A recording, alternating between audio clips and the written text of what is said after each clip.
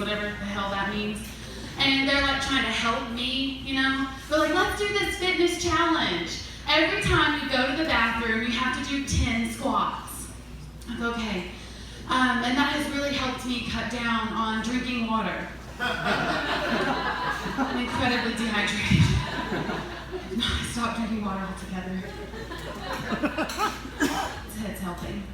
So last week I went to the dentist and I got a hot girl from my dental hygienist. Worst thing that could happen to me.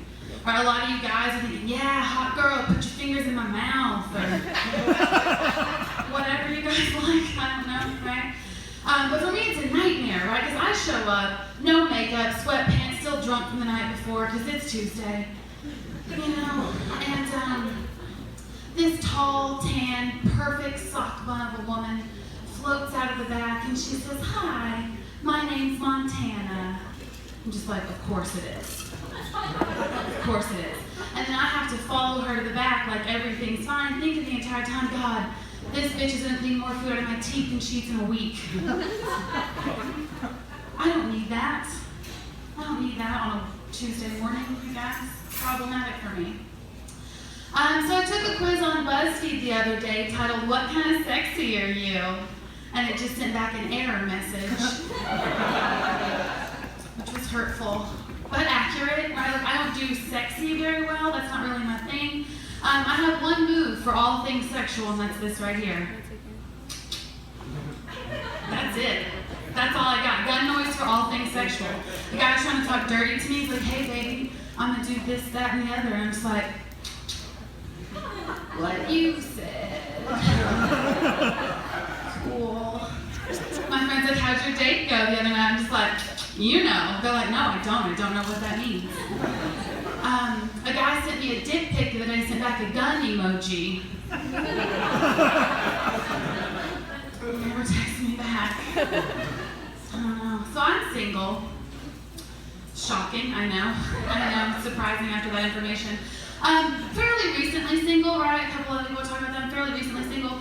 It's hard going through a breakup, you know, but my friends are trying to help me. They're trying to support me. They're like saying things like, this too shall pass, and it's better to have loved and lost, and let's set his house on fire. You know, uplifting things like that. And I'm like, guys, he doesn't have a house. And they're like, let's set his car on fire. He's like, he doesn't have a car either. And they're like, let's get him fired from his job. And I'm like, ooh. 0 for 3. And what I've learned from this experience is that you should always date men who have their shit together. So that way when you break up, you can light that shit on fire.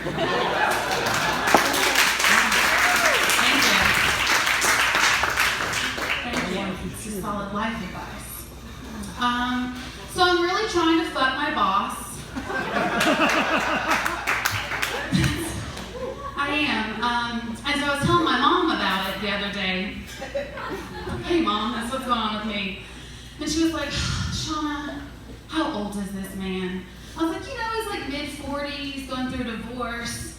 She was like, he's probably having a midlife crisis. I said, Mom, I could be that midlife crisis. And she said, you sure could, honey. And I tell you this because it feels really good that my mom believes in me. Feels really good, you guys. Feels good. So I'm 27, that's how old I am. I'm not one of those people that's like, oh God, I'm so old. You know, I don't feel that way. Until I hang out with friends who are much younger than me. Right, so recently I went to California with 2 of my friends who just turned 21. Right? As soon as we got off the plane, they're downloading like Tinder, Grindr, Bumble. They're just swiping dicks left and right. And I'm over there on Groupon just like, hey guys, want to go look at whales? No, we don't, Sean. That's not what we want to do with our lives. One of my friends got offered cocaine via one of those dating apps. She was like, hey, do you want to go do coke with a rando? I was like, I already took my bra off, so I'm in for the night. I try to do new things and keep things fresh, right? But I'm not good at it. You know, my last boyfriend I dated, I was like, hey, let's watch porn together. And he was like, I don't think you're ready for my browser history. He was right. I wasn't ready. But I think my problem with pornography is that I don't relate to it, right? Like when I think about porn, I think old school porn, you know, like a pizza delivery guy shows up at your house, you open up the box and there's his dick. And you guys, I would be so pissed there wasn't pizza in that box.